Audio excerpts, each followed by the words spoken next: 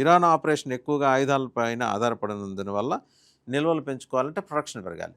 So as it ఈస్గా ఏంటంటే ఇంకొక 4-5 వారాల పాటు కనుక కొనసాగితే అమెరికా యుద్ధం మొత్తం ఖర్చు 19.37 లక్షల కోట్లు, అంటే 20 లక్షల కోట్లు ఇంచుమించు చేరుతుందని అమెరికా రక్షణాంగ అధ్యయన సంస్థ పెన్ వార్టన్ బడ్జెట్ మోడల్కి చెందిన ఒక నిపుణుడు కెంట్ స్మెట్టర్స్ ఆయన చెప్తున్నారు. 2023 అక్టోబర్ 7 నుంచి ఇప్పటి వరకు ఇజ్రాయెల్కు 2 లక్షల కోట్ల రూపాయల సైనిక సహాయాన్ని చేసే సైనిక సహాయాన్ని అమెరికా అందించింది. ఈ వ్యవధిలో ఇరాన్, యెమెన్ దాడుల నుంచి ఇజ్రాయెల్ని కాపాడటానికి అమెరికా సొంతంగా ఇది కాక 1 లక్ష కోట్ల రూపాయలని సైనిక వ్యయం పెంచింది. అంటే 2.5 ఏళ్ళలో ఇజ్రాయెల్ రక్షణ కోసం అమెరికా దాదాపు 3 లక్షల కోట్ల రూపాయల దాకా ఖర్చు పెట్టింది మన కరెన్సీలో చూస్తే. సో వాళ్ళు ఖర్చు పెట్టుకోవడమే కాకుండా ఇజ్రాయెల్ కోసం ఖర్చు పెట్టారు.